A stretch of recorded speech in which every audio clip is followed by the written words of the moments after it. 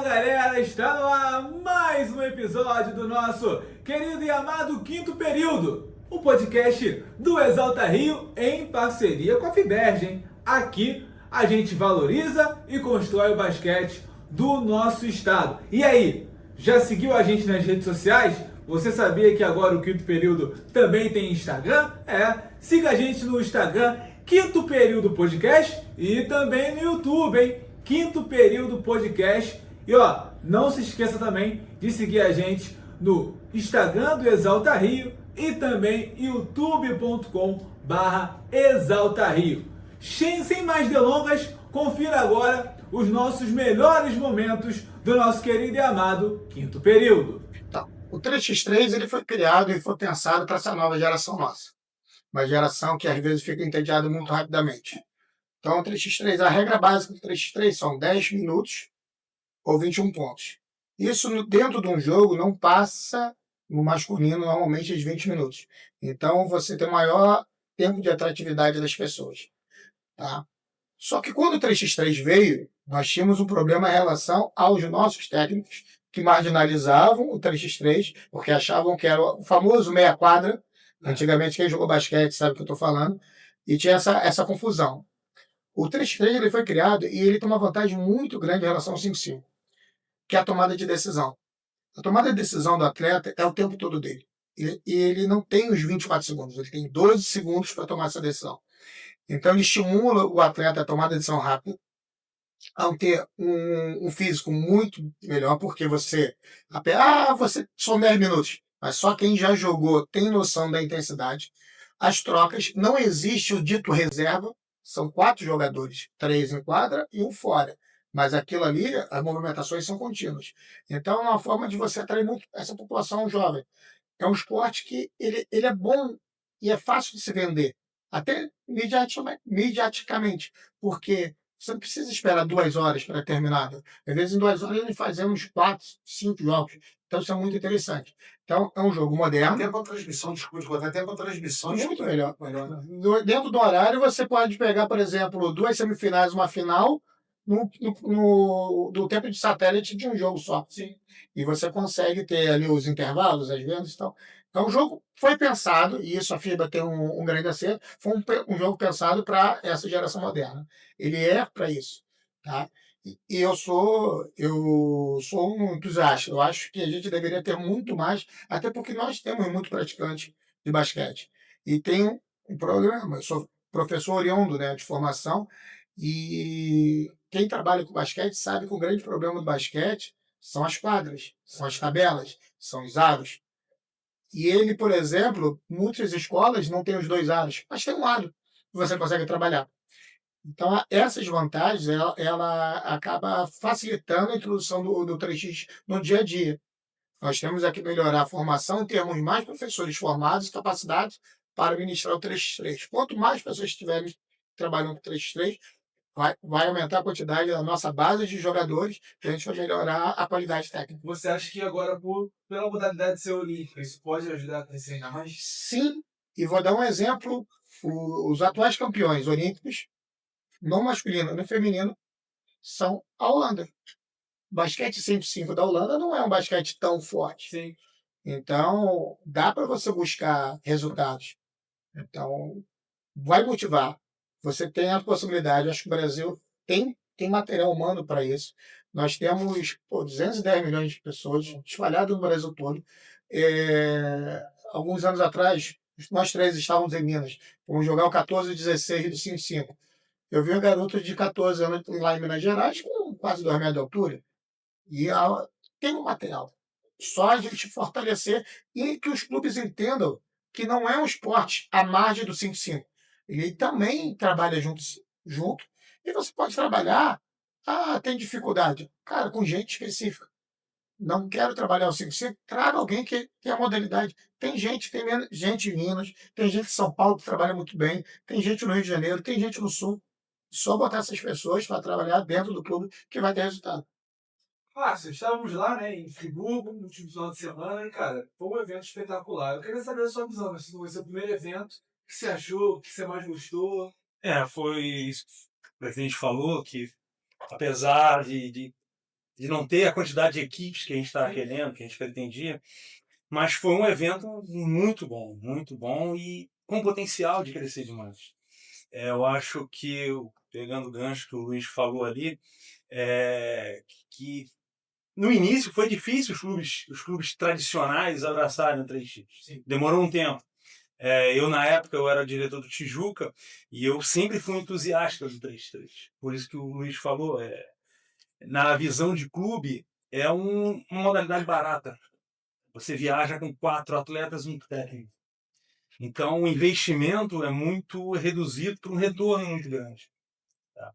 E, desde o início, o Tijuca se fez presente, trabalhando nessa parte das etapas, onde fosse, o Luiz estava botando. O Tijuca foi pioneiro lá desde o Jacarepaguá e Tijuca. Jacarepaguá e Tijuca. E Mangueira. Mangueira, sim, Mangueira federativo, no feminino. Mas a gente, lá no Tijuca, a gente sempre abraçou, eu junto com o Felipe Porto, que era o técnico da Seleção Brasileira Sub-18 desde o início lá, e a gente apostou, a gente acreditou, e o trabalho que a gente fez lá foi muito bom, que o Tijuca, ano passado, a gente recebeu o prêmio de clube formador do 3x3. Pô, que legal. É o único clube do Rio de Janeiro que tem esse título e nós chegamos ao nível de chegar ao número 1 do ranking. Um trabalho, a mudança que nós tivemos, antigamente era de sub-18, o 3x3. O primeiro campeonato brasileiro, CBI, sub-18, e o último, o Tijuca foi campeão. Então a gente conseguiu deixar o Tijuca, e junto com o apoio da federação, do Luiz, do Daniel, desenvolvendo aqui no Rio, para a gente ter oportunidade de jogar e trabalhar, a gente alcançou. O Botafogo também faz um baita trabalho também. O Flamengo demorou o Flamengo apostar e acreditar, mas quando o Flamengo acreditou e viu o potencial, o Fluminense está crescendo, mas o Flamengo já foi campeão brasileiro, a equipe do Flamengo representou, o Tijuca se manteve, o Flamengo desenvolveu, o Flamengo foi representar o Brasil numa seleção, no Mundial. O Tijuca foi vice-campeão sub-15 e teve a oportunidade de ser convidado a participar de uma ginástica, uma Olimpíada Estudantil sub-15. Eu até fui à frente, nós fomos em 4º lugar no Mundial. É muito forte o sub-15. Então no 3x3 a gente conseguiu chegar no 4º lugar no Mundial. E agora, junto com a federação, e esse apoio que a gente está tendo do Instituto Crescer do Meta, do Exalta Rio, acredito que agora o potencial viés de alta está muito grande para a gente retomar essa, vamos dizer, uma época de ouro que a gente viveu aqui no 3x3.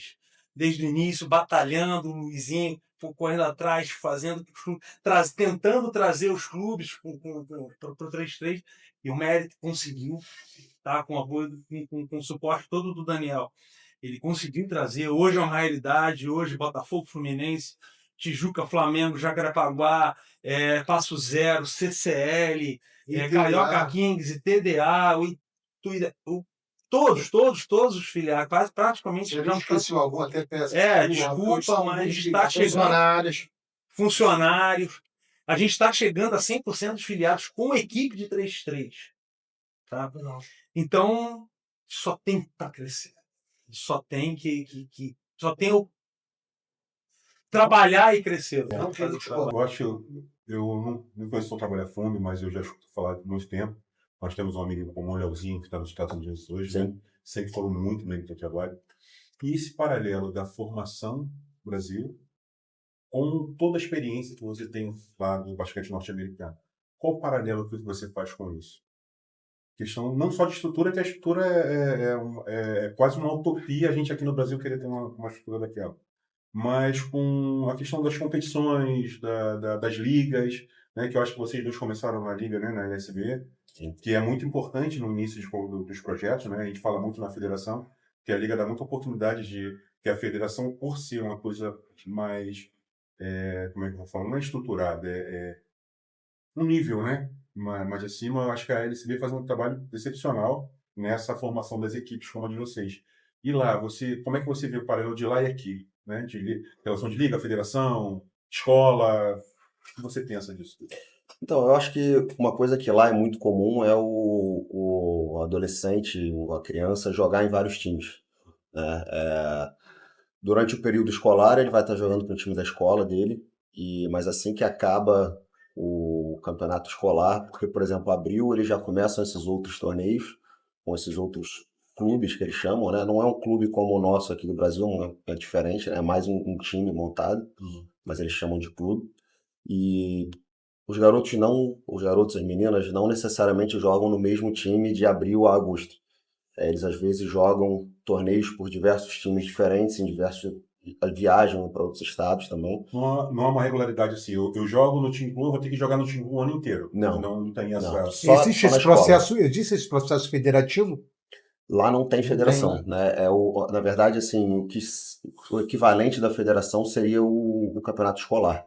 Então, assim, mas começa geralmente em outubro e termina ali, se você for até o final dos playoffs, termina em março. Esse é o campeonato que seria o equivalente à nossa federação aqui, que é o campeonato escolar, né? High School, Middle School. 5 meses, mais ou menos. Isso. E aí, nesse período, tem o responsável pela liga, que seria como se fosse a federação, mas de escolas, né? E aí, quando você termina isso, aí você joga esses outros torneios, que cada torneio geralmente dura aí, os menores são 2 dias, um final de semana, os maiores são 4, 5 dias. Como se fosse festivais, né? Isso. E aí, nesses torneios, você geralmente joga 2 jogos por dia, mas os jogos são mais curtos. Em vez de ser os 40 minutos padrões, são 2 tempos de 15 minutos corridos. Então, assim, um jogo dura, em média, em tempo real, assim, uns 40 minutos, 45 minutos. E aí, são jogados em ginásios, alguns não podem nem chamar de ginásio, alguns são galpões, né? A gente chegou a jogar torneios em galpões com 45 quadras. Então, assim, você entra no negócio, é uma realidade completamente diferente, é apito para tudo que é lado. Só por curiosidade, num galpão com 45 quadras, quantas equipes, cara? Numa grandeza. Olha, você imagina que tem, por exemplo, esse que a gente jogou tinha 45 quadras, tinha jogos de 8 da manhã às 10 da noite em todas as quadras ao mesmo tempo. Com 12 atletas, 10 atletas, geralmente 12. E aí você coloca idades, assim, começa até desde sub-8 até o sub-19, masculino e feminino. Então, assim, 400, 500 times jogando no mesmo ginásio durante 4 dias. Nossa, a gente jogou, a gente jogou torneios, por exemplo, o segundo ano que a gente foi, o Lamelo Ball estava no torneio que a gente jogou. A gente não jogou contra eles, até porque, assim, os campeonatos também são divididos em divisão. Por exemplo, a gente leva um sub-15. Dentro do sub-15 tem Gold, Silver e Bronze. Então, por exemplo, o campeonato que a gente jogou, que o Lamelo estava, a gente estava jogando no Silver. O nosso time era um bom time, mas os bons times lá são diferentes dos nossos bons times, né? Quando a gente viaja, não é só o nosso time aqui do Rio, vem atletas do Brasil inteiro. A gente já teve atletas de 17 estados do Brasil viajando com a gente. Mas a categoria Gold lá geralmente é um nível assim, muito acima. Absurdo. O time do Lamelo, por exemplo, não foi campeão no torneio que a gente estava, né? Acho que eles tinham perdido, se não me engano, na semifinal ou quarta de final, alguma coisa assim. Porque geralmente o formato são grupos de 4 times e aí depois vai mata-mata. Né? Mas assim, é um nível muito alto, é uma exposição muito grande para eles também, porque a grande maioria desses torneios tem partes do ginásio que só os técnicos universitários podem acessar. Para eles andarem no meio das quadras, assistirem aos jogos e recrutarem os garotos que eles querem que vão para a universidade deles. Bacana, né? Sensacional, né, cara? Muito legal. Sim, sensacional. É mais ou menos um modelo que o Sebastião, quando a gente esteve aqui conversando, ele falou mais ou menos um modelo parecido com esse. Como é um camp, só que com jogos, com treinamentos, mas com a área restrita para treinador mesmo fazer tipo um draft, né? Isso. Que é justamente para poder, o Sebastião, nessa oportunidade, ele falou que ele cuidava de uma província, como técnico de sub-15, e ele tinha, a Argentina, ela tomava esse cuidado, ele tinha uma lista com 40 atletas, ele convidou 40 atletas. Dessa lista ele tinha 10 atletas na posição de número 1, com mais de 2 metros.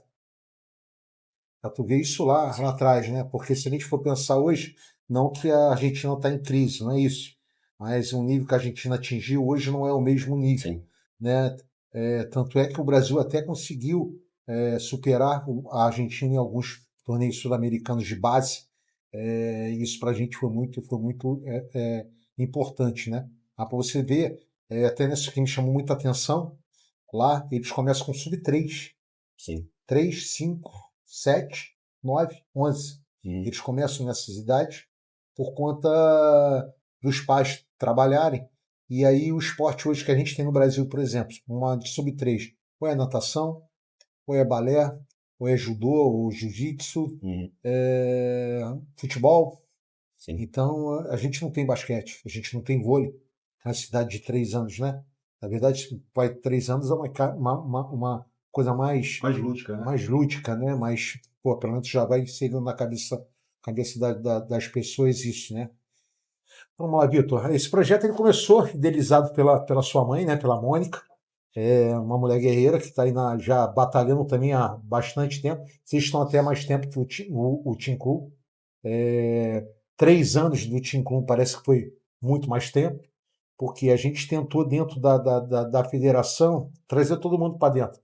Porque existia, isso é bom a gente frisar, existia aquela coisa assim, pô, a federação é caro.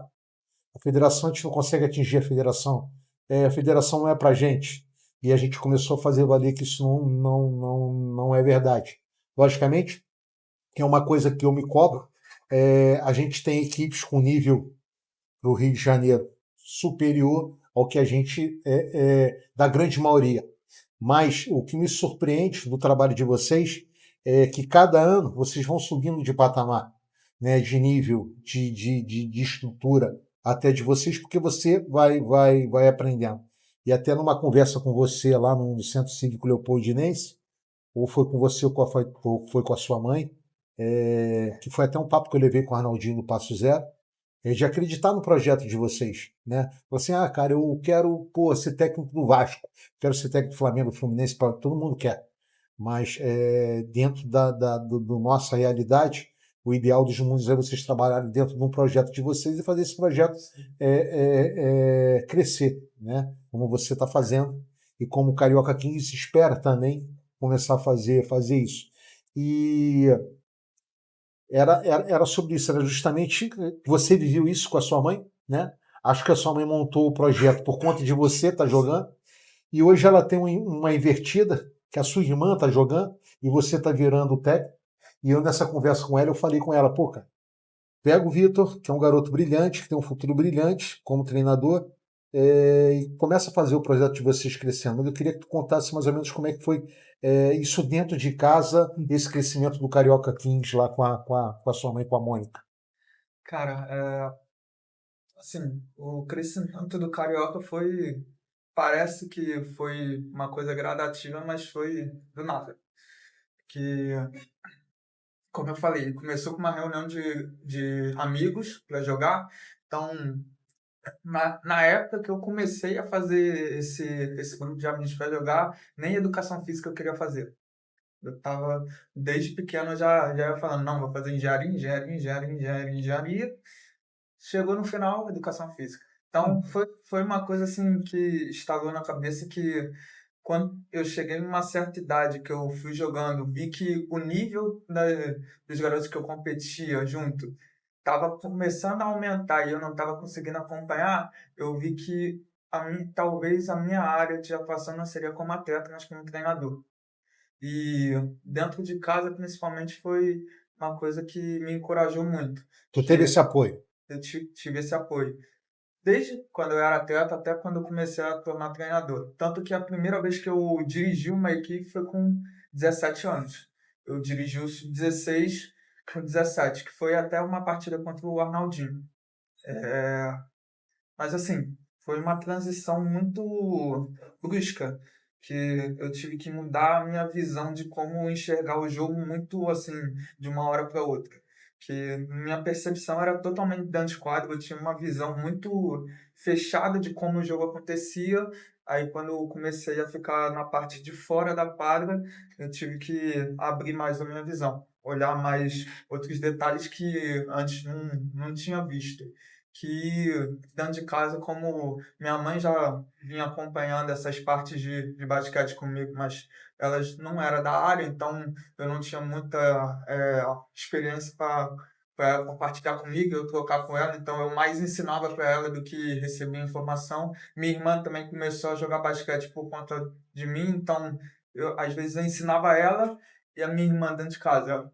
Tinha algumas regras que elas não sabiam, eu tinha que parar para estudar para passar para elas. Então, foi uma coisa assim que virou uma chave na minha cabeça que eu comecei a buscar mais por fora. Comecei a conversar com técnicos de como eles viam a forma do jogo, mas foi algo assim que eu até agradeço pelo pessoal que veio falar comigo, porque você começar a conversar sobre ser técnico com um garoto de 17, 18 anos, eu acho que não é uma experiência muito fácil de transmitir essas informações, né? Então, nós temos um sub-17 muito forte e nossa equipe sub-19 é formada basicamente, assim, são 6 jogadores sub-17 que são efetivos no 19, né? E com isso a gente tinha mais 6 jogadores sub-19. Desses 6, um quebrou a mão, o outro no meio do ano recebeu uma proposta de bolsa dos Estados Unidos, então não tem como negar isso para um menino de 19 anos que tem um sonho de ser jogador e estudar num país de primeiro mundo.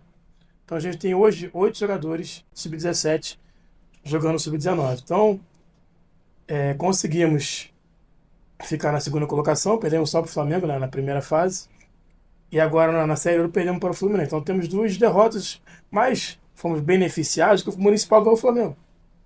Então a gente, se vencer o Caio Esporte hoje, vencer o Flamengo na próxima quarta-feira, a gente pode chegar na primeira colocação geral e ter a vantagem de jogar as finais em casa. Assim, o time deles, como ele falou, o time vem crescendo muito durante o ano. Não só o 19, mas também o 17. O Lucão faz um bom trabalho lá. Eles fizeram um jogo duro com o Municipal, fizeram um jogo duro com o Tijuca. Então, assim, é um jogo que a gente, se a gente bobear, ainda mais desfalcado, a gente vai ter dificuldade. Então, preparamos a equipe, a gente jogou o CBI durante uma semana aí na fase final. Dei folga segunda-feira, treinamos ontem para poder jogar hoje. Então, a gente tem que vencer o jogo hoje para continuar com o sonho de encostar no Flamengo. Semana que vem é um confronto direto contra o Flamengo. E aí, Bernardo? Jogo de hoje. Como é que foi o teu planejamento no início do ano? Teu projeto é um projeto em ascensão, né? Você falou aí, primeiro jogo contra o Flamengo, mais 50 pontos. É um projeto de ascensão. Como é que você fez assim, esse planejamento para ter essa ascensão toda e se manter, né? Porque você subir é fácil, o balão japonês sobe. O negócio é se manter ali e dar consistência ao projeto. Como é que você fez esse planejamento? É o que eu sempre falo os garotos. Não se intimidar um jogador, um time grande. Eles jogam a mesmo esporte que vocês jogam. Né? Eles treinam da mesma forma que vocês treinam. Né? Mas o que abala, o Jean já até conversou comigo sobre isso também, como o Lucão, o Miguel Rezende, o treinador do 15, parece que quando eles entram dentro de quadra, parece que eles ficam nervosos. Ansiedade. Entendeu? E eu comecei a observar isso com outros olhos, né? E realmente afeta isso aí. Até o Arnaldo falou isso aqui, né, essa outra vez, que os garotos hoje, 19, 22, eles têm aquela ansiedade de quando a gente tinha 13, 14 anos de estar em quadra, né? Mas é o que ele falou, cara. A grande maioria não viveu isso no 12, no 13, no 14. Aí não tinha essa manha de... Porque tu tá partindo 15, não é isso? Isso. Não, mas hoje, cara, os atletas de 17, 19, alguns não fizeram base.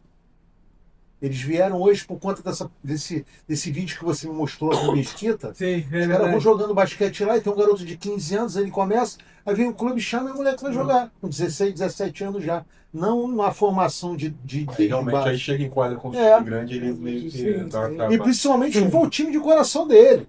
Aí é mais problemático ainda, entendeu? E o adolescente mudou muito de jeito. Isso aqui pra eles, pô, vão na van lá pro GQA. Vão os 12 na van, sim. Ninguém conversa. Verdade. É o grande problema hoje dos jogadores, assim, esse celular, tá aí. Cara, assim, a violência urbana aumentou muito.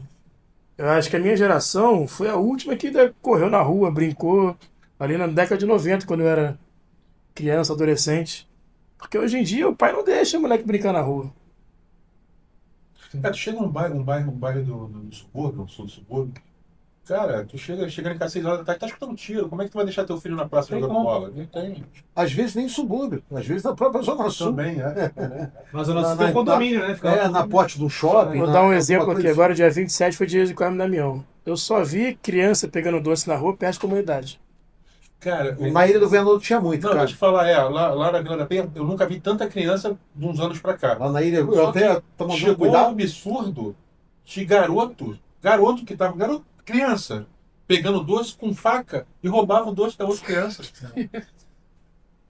Surreal, e tu vai deixar teu filho. Não vai.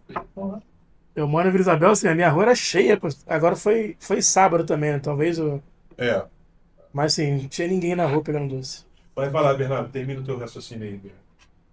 E a preparação para que eu fiz com eles hoje, para o jogo contra o Botafogo, né? Também tô desfalcado. Os dois desfalcados. Mas eu deixei de castigo. Tem que ter disciplina.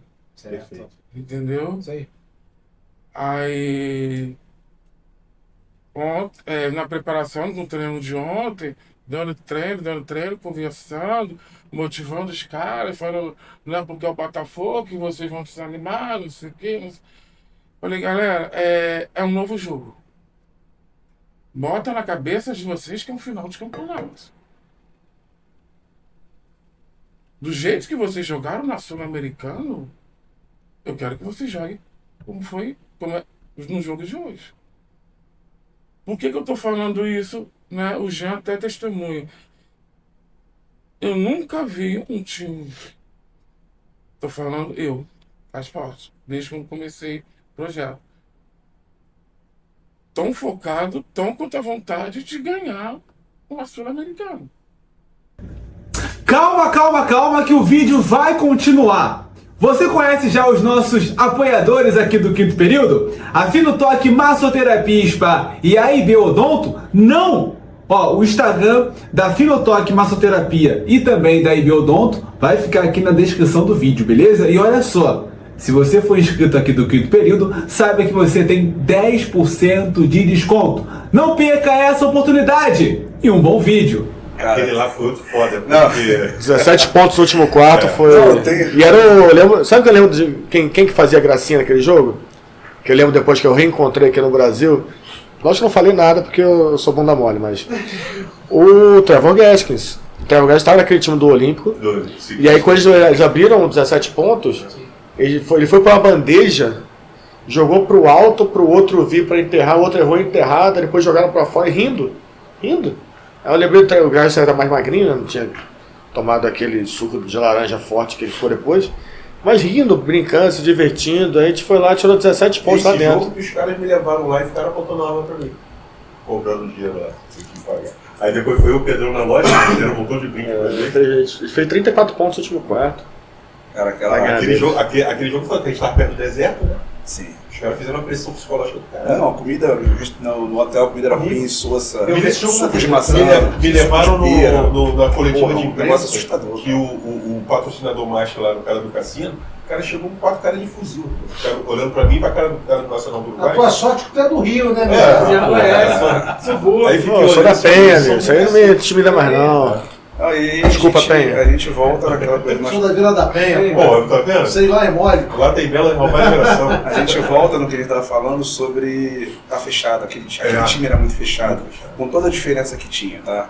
E aí, assim, tinha que não acontecer o Coelho, o Borges, né? O Cauê no segundo jogo, o Léo falou, Cauê, preciso de você. Ele pode contar comigo no segundo jogo. E ele acabou com o jogo. Cara, eu não sei vocês. Cara, cada um o cara que acabou eu com o vi jogo. ali, que eu admiro até hoje, o cara que teve algumas lesões, tudo, foi o Du, cara. O Du é Cara, fantástico. pra mim, Pra mim é fantástico. E o também, um cara que é meu, né? A questão de equidade é o Arthur. Sim. Também. Não, é um cara que não aparecia muito, mas estava sempre ali. Porra, aquela bolinha que ele fez no final, que nós ganhamos o jogo. Engraçado que, eu acho, naquele dia, eu acho. Ele era de porrada, né, velho?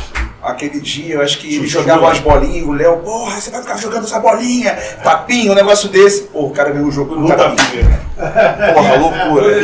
Não, mas eu sei que ele falou assim, ó. Chupa, Léo. Porra, claro que vai falar, não tem como, né?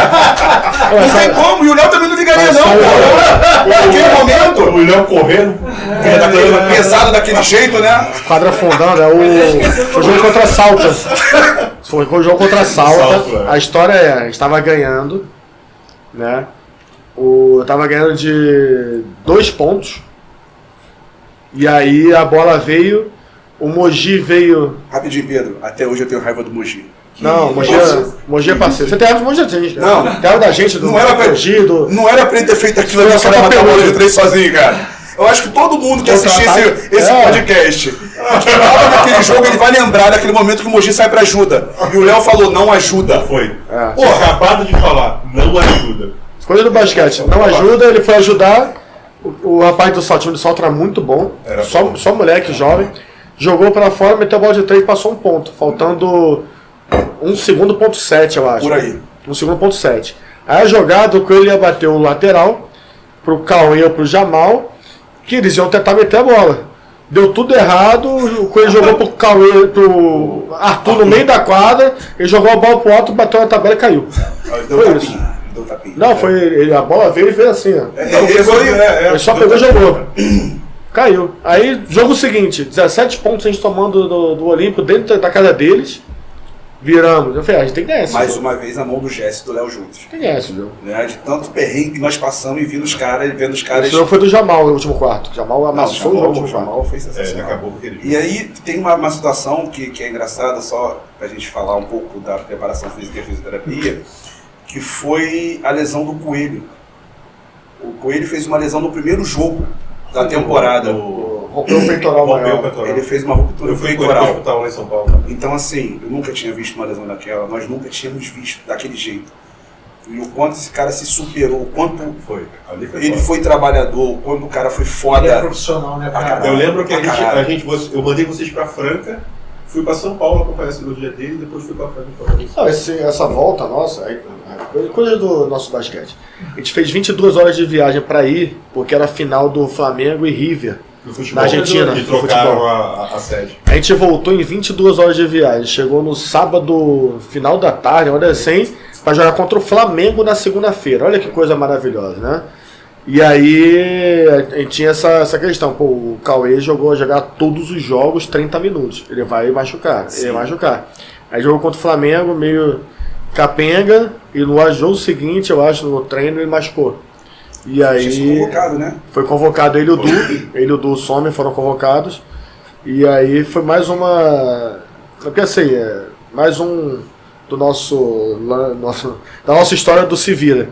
Eles tinham que jogar. Sem o Cauê e sem o Du, a gente ficava com 6 para jogar praticamente. Eles tinham que jogar. E aí a gente fez a mágica, né?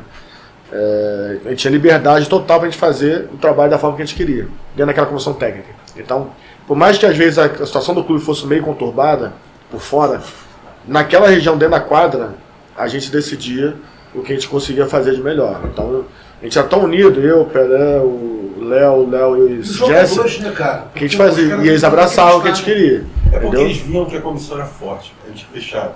E a gente também se abre muito, tem alguma coisa. A abertura nossa era entre a gente. Se a gente abre muito, o jogador é foda. Então eles viam que a gente estava fechado, então não tinha isso. O Jesse, eu falo que o Jesse era o ponto central dessa comissão. Sim. Ponto de equilíbrio. O ponto de equilíbrio era o Jesse. Era o Jesse. Foda, o Jesse é muito foda. Hoje é o técnico do Corinthians. Um querido, um cara sensacional. Ele era o ponto central aí, pelo falando de equilíbrio da comissão. O cara era muito forte. Agora, Pelé, você já foi terapeuta desde 2007, né? Que você falou aqui pra gente. O que mudou na fisioterapia esportiva em termos de reabilitação, de prevenção dos atletas de lá uns tempos atrás? Cara, mudou muita coisa. E ao mesmo tempo não mudou tanto assim. Cara, tecnologicamente falando. vamos lá. Hoje a gente brinca muito. Nós falávamos sobre as avaliações, uma série de coisas que hoje, por conta da rede social, toma uma proporção muito grande. Só que em 2011, quando eu estava no Tijuca, eu lembro que eu estava junto com o Ricardo Machado e nós fomos para Maria Lenk. E o Jatobá, que era o fisioterapeuta, o Jatobá já fazia tudo aquilo que a galera está aplicando hoje e vendendo com cursos.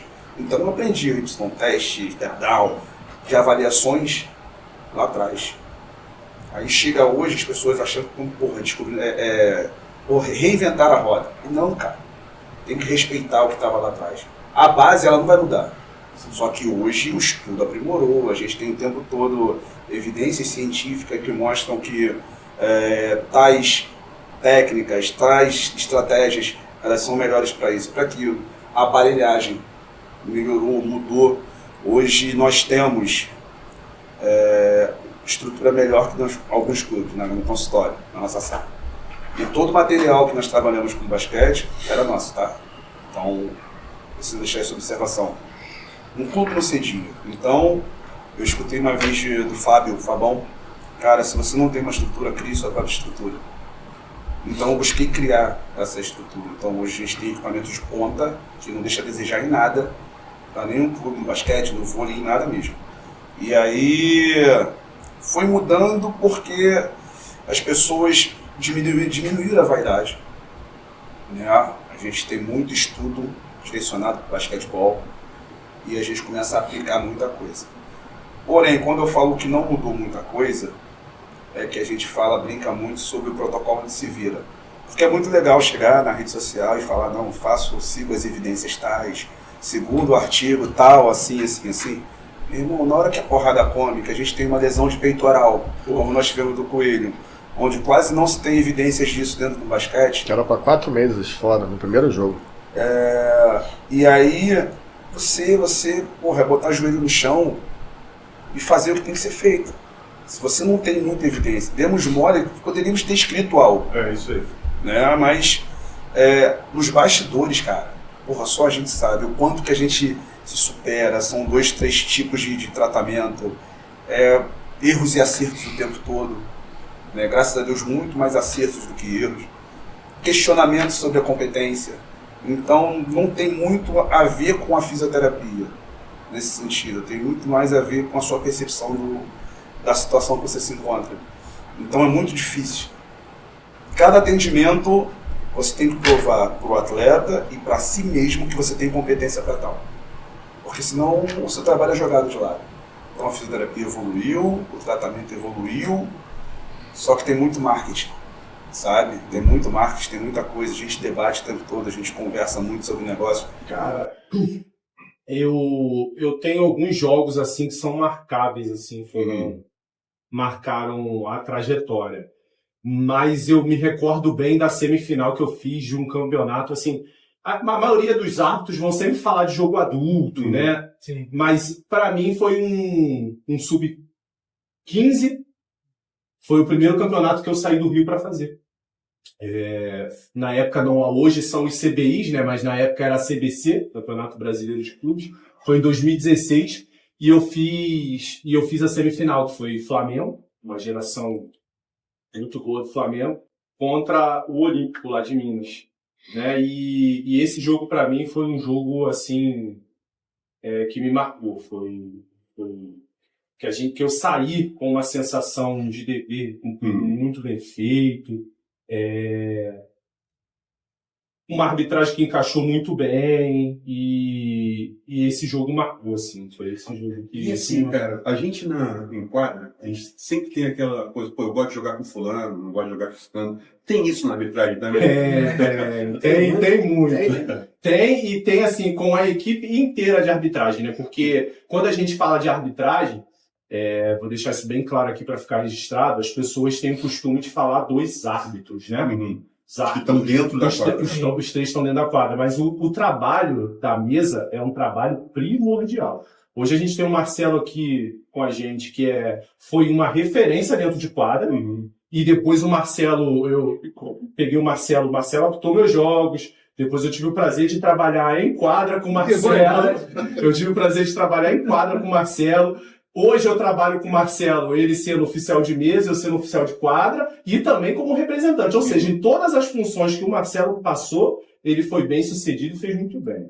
Então, assim, hoje a gente precisa falar dos oficiais de mesa. Então, quando a gente fala desse tipo de trabalho, né?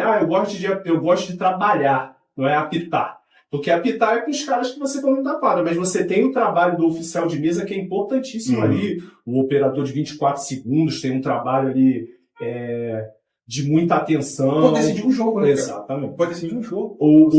Todos os três que estão ali, né? Então, assim, sempre vai ter aquele trio, aquela dupla que você gosta de trabalhar, e com a mesa também é a mesma coisa. Inclusive, Marcelo, a gente tem um público fiel de basquete que acompanha o Quinto Período, mas tem uma galera que está acompanhando agora. Eu queria que você explicasse, como o Carlito falou, qual que é a função do oficial de mesa durante a partida? Isso aí, pô, em primeiro lugar, antes de pegar essa, eu vou dar uma palhinha.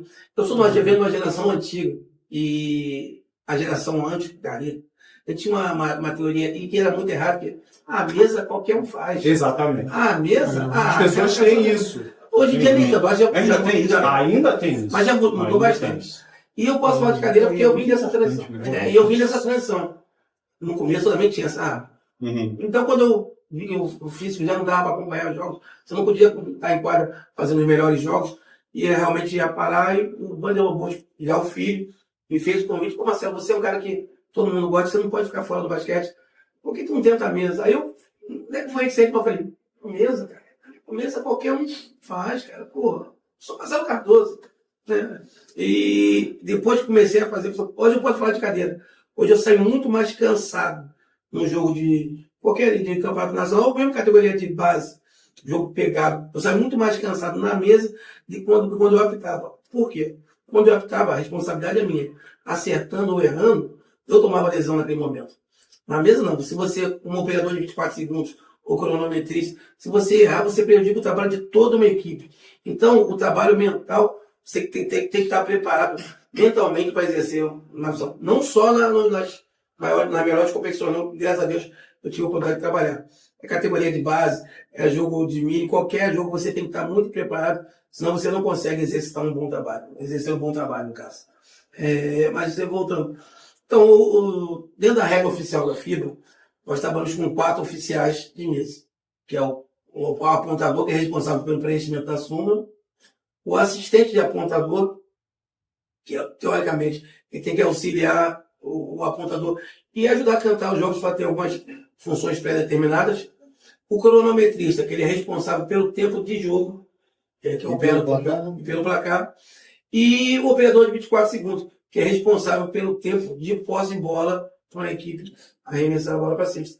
Então, dentro da nossa realidade de basquetebol nacional, basquetebol interno, nós trabalhamos somente com 3 oficiais, que dá para suprir bem as funções, que é o apontador, o cronometrista e o operador de 24 segundos. Essa é a nossa realidade, não só Rio de Janeiro, é a realidade do Brasil. Agora, só uma pergunta que me veio esse aqui agora, Marcelo, relembrando lá o início da Castelo, e você sentar nas maiores competições da América do Sul. Isso é o topo, né? É como se um atleta chega na seleção brasileira, vocês chegaram no topo não falo nem da arbitragem, né? Do staff do jogo. Como é que foi isso, Marcelo? Tu lembrar disso tudo? Tu trabalhou na Olimpíada? Não, trabalhei no Jogos Pré-Olímpicos, também no Pré-Olímpicos. Copa América. Eu já trabalhei. Mas na Olimpíada não estava. Foi a transição, foi 2015, você estava entrando no Band entrando, estava muito recente. Foi 2016. Mesmo assim, eu participei do processo. Mas teve um pessoal nosso trabalhando isso. Teve bastante gente. Eu sou suspeito a falar, mas eu escuto pessoas que vêm de fora, continuam falando que a mesa do Rio de Janeiro é uma das melhores. Eu posso falar com propriedade, né, cara? Eu viajo aí Brasil afora trabalhando, e assim, a gente tem uma mesa, cara, de tirar o chapéu, que o árbitro ele pode trabalhar tranquilo ali sem segurança, né? Sem segurança. Deixar uma coisa bem clara também, a gente sempre teve oficiais de mesa de excelência. Pelo menos que eu me lembre, com o Álvaro, os oficiais de mesa, eu não posso falar da gestão anterior, mas com a obra eu vi, desde lá de 2007, 2006, que não é uma eleição, sempre oficiais de mesa de coisa. E uma oscilação de arbitragem, não que a nossa arbitragem seja ruim, mas a gente não tem uma quantidade grande de árbitros que está no topo hoje, para a gente poder fazer esse trabalho. Outra coisa que eu queria deixar registrada para o público, hoje o basquetebol se joga com 3 árbitros. E o Rio de Janeiro, eu acho que alguns outros estados só trabalham com 2 árbitros. Uma questão de custo nosso, custo dos clubes, essas coisas todas. Então, às vezes, as pessoas não entendem até a dificuldade da arbitragem estar olhando tudo hoje, onde no mundo hoje se usa 3 árbitros que os caras erram. Então a gente usa 2 árbitros e aí é uma correria sempre para eles, porque eles não podem olhar tudo. E não é por desobediência. Não. É uma questão orçamentária. É uma questão de custo e se a gente for entrar nesse assunto, não é só a falta de um terceiro árbitro, né? Hoje a gente tem o uso do IRS, né? Que a gente não tem na base. Isso não é. Eu não estou falando só de Rio de Janeiro. Isso que eu ia falar. A gente não está falando de Rio de Janeiro, a gente está falando de nível Brasil, né? Acho que são poucos estados. Nos próprios campeonatos nacionais de base, a partir desse ano que entrou um instante replay system. E 3 árbitros sempre, não sabia. 3 árbitros sempre. Mas o uso do instant replay, ele veio esse ano nos campeonatos de base nacional. Então, assim, são outras coisas que evoluíram com o tempo e que questões orçamentárias acabam travando as federações de Outra coisa que eu queria fazer um comentário da importância dos oficiais de mesa no jogo. Agora que a gente foi campeão até universitário, né? Teve um jogo no Brasil e Alemanha, que os caras roubaram um ponto da gente. Né? E ficou. E já aconteceu isso em Olimpíadas, já aconteceu isso em Pré-Olímpico, já aconteceu isso. A importância desse controle. A gente está falando do pessoal que eu nunca tive nenhum tipo de problema, porque o oficial de mesa, para o público, ainda bem, os pais, ainda bem que eles não aparecem, porque não tem reclamação para eles. Mas agora para a arbitragem que está ainda assim tem, de algum jeito tem. Quando demora a colocar o ponto lá. Isso é clássico. Agora eu quero deixar registrado isso, tá? Que isso é importante. Até para o pessoal, para o nosso público entender da dificuldade que os árbitros hoje têm que estar em quadro com 2 árbitros. Né? E não é só Rio de Janeiro. Deixar isso mais claro quanto a maioria dos estados. A gente já militou aí no Brasil afora, tu vê que tem mesa que quando dá qualquer polêmica, os caras ficam assustados, olhando, parece que não vai saber. Aqui no Rio, a nossa é sensacional. Não, a gente tem um número significativo, positivo. A gente tem oficiais de mesa aí, assim, que poderiam estar trabalhando em qualquer lugar do mundo facilmente. Marcelo Cardoso, a própria irmã dele, a Elisângela, a Aline, a nossa coordenadora, a Tereza, é a melhor oficial. Não estou aqui puxando o saco dela não, tá, gente? Mas ela... Não é mesmo. Ela é, assim, a melhor oficial de mesa que eu... Ela é referência. É o que eu estou falando assim, como em qualquer área, fui atleta, como eu já falei e tal. Você tem o cara que é especialista ali em arremesso, tem o cara que é especialista em dunk, enfim. Na arbitragem não é diferente. Na mesa também não é diferente. A Tereza, cara, domina todos os aparelhos. E ela é muito. A Tereza é muito comprometida, ela é estudiosa. E outra coisa que a nossa federação faz, claro, com a devida proporção do material humano. Mas a renovação da mesa, ela tá sempre acontecendo. Então tá sempre surgindo um novo bom oficial de mesa. E às vezes até com uma proporção maior que da quadra. Mas isso realmente você depende do material humano, aquela coisa toda. Eles são muito imediatistas, né? Eles querem que tudo aconteça muito rápido. E não é assim que acontece. Tanto no esporte e coisas assim. Não é dividir o tempo em tudo, mas saber dividir o tempo, ter a gestão. Porque o pezinho jogou alto nível, você é professor, fisioterapeuta, médico, você tem várias coisas. O Pelé é a mesma coisa. Então tem aquela coisa, você pode praticar o esporte e ter a sua graduação sabendo dividir o tempo. Léo, eu acho que além de dividir o tempo, né, isso vai muito da sua criação e da forma como você encara os seus compromissos. Né? Eu acho que tudo é compromisso, tudo. Meu filho hoje tem 12 anos, eu tenho um filho de 13 anos, o Francisco, que faz futsal, Quando pode, quer jogar basquete, quando pode, quer jogar futebol. E eu bato muito nessa tecla, né? Eu falei, meu filho, você já está numa idade que, se você for fazer tudo, você não vai fazer nada. Então, precisa muito definir, né? E aos 12 anos, ele já precisa escolher a roupa que ele vai botar. Então, para que eu conseguisse, domingos somos contemporâneos, para que eu conseguisse jogar basquete e estudar, tem que querer. Você tem que querer, porque a grande maioria de amigos nossos queriam, mas, cara, não tinha oportunidade. Então, o que eu fazia? Eu entrei muito cedo na educação física, eu entrei com 17 anos. Em vez de pegar todas as disciplinas, eu pegava 3 disciplinas, que treinava às 9h30. Então, eu chegava na faculdade às 7, parava às 9, tentava chegar no clube às 9h30, saía às 11, voltava para a faculdade, pegava 3 disciplinas eletivas para assumir que tinha treino às 5 horas da tarde. Então, muitas vezes, né, a família, né, acho que dá. E meu pai era mestre em fazer isso. Se você quiser, se organize, que é o que você falou. Então, hoje, devido a esse imediatismo, devido às redes sociais, né, os meninos veem um jogo de futebol e eles querem. Eles veem um ginásio cheio de futsal, eles querem. Eles querem um basquete que a Passo no Emboiama, que jogou há 5 minutos atrás, cravando o pai. Então, é a hora de você definir, ou essa hora passa fazendo tudo, quando o menino olhou, tem 15, 17, já não fez nada.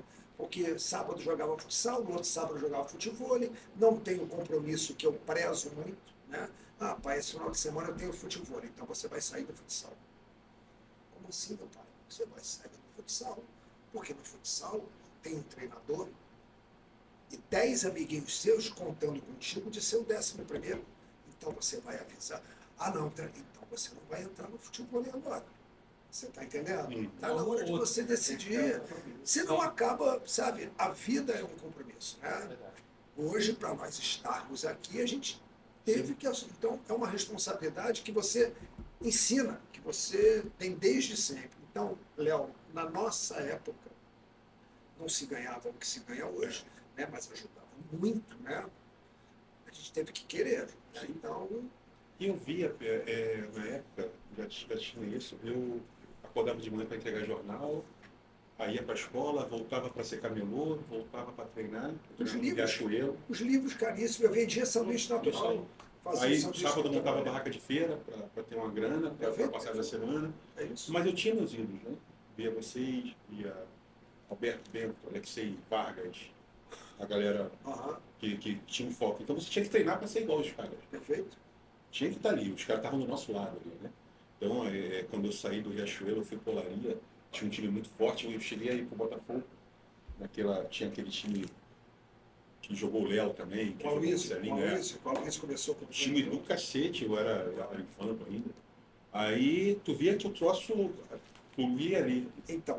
E hoje os ídolos parecem muito descartáveis, né? Isso que eu ia falar, falta essa escassez de ídolos hoje? Muito falta. Nessa garotada? Falta, porque Daniel, Léo, Domingos, o garoto chegava para treinar o infanto naquela época, né? O profissional estava fazendo a parte física. Sim. O cara do sub-19, juvenil daquela época, chegava para treinar, estavam os caras do profissional batendo bola lá de fora. Hoje, quais são os times de sub-17, do sub-19 que tem profissional no Rio de Janeiro? Então o menino, cara, quantos nós temos no sub-19? Quantas equipes? 7, 9? 9. Tem 9. Não, exatamente. Nós temos 9, vamos botar 10, né? 10 atletas. Às vezes são 12. 10 atletas. São 90 meninos que, se gostarem como nós gostamos de basquete, eles vão querer jogar adulto. Vão jogar adulto. Tem um detalhe importante de tudo, porque se a gente ficar comentando, a gente acaba criando polêmica, né? Na questão que eu lembro bem, vocês devem pensar isso quando vê um jogo de sub-19, o quanto era diferente na nossa época e na época dele. Muito, nossa. Né? Tinha garoto ali, hoje, não querendo criar polêmica, nem com o banco ficava naquela geração.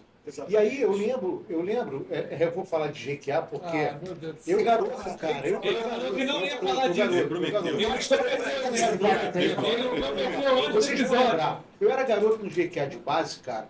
E aí você olhava o treino do adulto, tinha o Aguirre, Pai Negro, o Washington, Boletão. Porra, meu irmão, só nego viagem. Luiz Carlos. Luiz Carlos, tu lembra do Luiz Carlos? Porra, meu irmão, então tu vê Heraldo. O próprio falecido Divino, cara. Quando os caras chegaram, a gente no infanto, no segundo ano de infanto, que chamaram a gente para. Valdir Bocardo me chamou para treinar com um profissional. O garoto me deu uma dor de barriga que eu ficava 2 horas cagando. Cara, eu tenho uma história que é sensacional. Uma coisa que a gente esqueceu de comentar, o que o basquete deu, que foi a universidade. 0800. Tudo.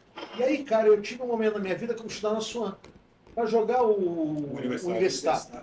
O time da Swan era tão bom. Boletas reunia a galera assim, ó, faz um favor, te juro por Deus que ele falava isso. Ó, vê quais 5 vai jogar e me avisa. Sabe o que eu fazia? Eu ia pro banco com ele, irmão. Pô, era esse maluco. Era, porra, o Jackson, Pezinho, o Pezinho bundudo, né? Orelha, Leandro Rossini, eu, Celso. Boletinha, Marcão. Aí, aquele que era de imposto de renda, que era fiscal. Ele era pivô, jogava de pivô. Esqueci o nome dele. Morava ali em frente, ali na Tijuca. Morava ali em frente no prédio na Tijuca. Ali no Maracanã, pé no Maracanã. Esqueci o nome dele.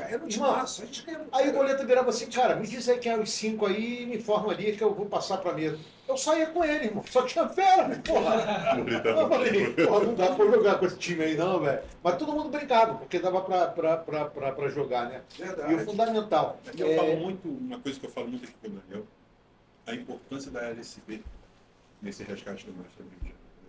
Foi sensacional, uma tirada sensacional, bicho. Eu não tinha noção, e conversei com o Egberto, né? Há 2 semanas atrás, eu não tinha noção da data do bolão alto inicial. 2007. A LSB começou em 2007. Nosso primeiro projeto foi em 2015. Eu fui o primeiro campeão da LSB, no adulto. Então, aberto, né? Aberto. Então, essa oportunidade, né? Eu acho que também na cabeça do nosso presidente da FEBER já deve estar passando alguma coisa, que a gente escuta aqui, exatamente, que a gente escuta é fundamental e nem para brigar com a LSB, não. A ideia do Daniel, que a gente conversou muito, no momento bom é rivalizar com a LSB. Eu acho que o trabalho do cara. O Marco Guinness é meu amigo de infância. E a gente tem um maior relacionamento com eles. Eu exalto sempre que a LSB foi um trabalho sensacional. É em prol do basquete. Em prol do basquete, fazer ali, fazer os festivais master, fazer um modelo de festivais, justamente para não concorrer com a LSB. Porque aí a gente resgata também, vocês foram até da top, né? São ídolos, tudo. Mas tem aquele cara que está jogando master que nunca se profissionalizou. Então o cara quando chegar aqui, jogar o festival, que receber a carteirinha da FEBERJ, que a gente já teve alguma, o cara vai botar em quadro. E o curioso é que ele vai querer estar em quadra para marcar o Daniel, que jogou. É isso aí. Isso é o maior barato. Eu sentei no banco dos 50, o rapaz sentou, eu esqueço o nome dele, acho que é Marcelo o nome dele. Tremendo, eu falei, o que foi, cara? Tava tremendo porque, não, sentar, jogar do lado de vocês. Eu falei, que é isso, irmão? Peraí, não foi nada não. Ele, não, caramba, aí tinha, acho que tinha o Brasília, tava em quadra, tava o Ítalo. Não, eu falei, cara, calma, é todo mundo igual, bicho, tá jogando do lado. Você vai assim com ele. Ué, demais. A primeira vez que ele sentou... Conta essa história. A primeira vez que o Léo sentou, né? Que o Léo é bem mais novo que eu. Mas eu desci para jogar embaixo. Desci para jogar embaixo, não tem armador, que não sei o que. Eu falei, Léo, cara. Ele, não, vamos lá, o Cláudio Lopes também, né? Vamos lá. Eu falei, cara, é muita diferença de estar. Não, mas com quem é o jogo? Acho que o jogo era combinado. Era combinado. Aí ele, com combinado. Eu falei, combinado do outro lado, tem o PC, o time forte. Tem o Henrique, tem o Ricardo. Então, botaram a lista lá, 7. Aí vira o nosso diretor, mas não vamos fazer papelão de ir pro 7. Falei, põe meu nome. Oitavo. Põe o meu nome, oitavo. Onde é que é o jogo? Mesquita, né? Foi lá em Mesquita. Lá em Mesquita. Vamos com 8 jogadores. Armador. Só ele. Aí vira ele para mim, você vai ter que. Eu não vou ter que nada. Você vai ter que jogar, porque só tem você de. É 40. Cara, bem, resumindo. Entramos, sentamos, aí terminou o primeiro tempo lá, olhei o Léo. Falei, o que foi, Léo? Ele, cara, estou aqui sentado do teu lado, eu via você jogar, eu ia no Maracanãzinho, você jogar, e agora eu estou aqui. Eu falei, bora, meu irmão, vamos jogar. Passa a bola para mim. Aí ele passa a bola, ele, pô, isso é legal, então essas histórias, cara, legal, são, e é inclusivo, você entende? Claro. Porque pessoas que, eu joguei basquete aonde? Joguei basquete no aterro. Tem a possibilidade hoje de jogar, você entende? Tem a possibilidade de estar em quadra, independente da sua performance. Volto a falar, é resgate e é agradecimento. Eu devo muito ao basquetebol, muito. Estudei por causa do basquetebol, né? Me formei, conheci vários locais, várias cidades, vários países por causa do basquetebol. Até o meu casamento, o basquetebol hoje, até o basquete, conheci a minha esposa atual no basquetebol. Então, cara, eu sou muito grato. O que eu faço hoje pelo basquete é retribuição a tudo que o basquete me proporcionou. Mas eu falo muito isso também, o basquete te proporcionou muita coisa, mas vocês deram muito.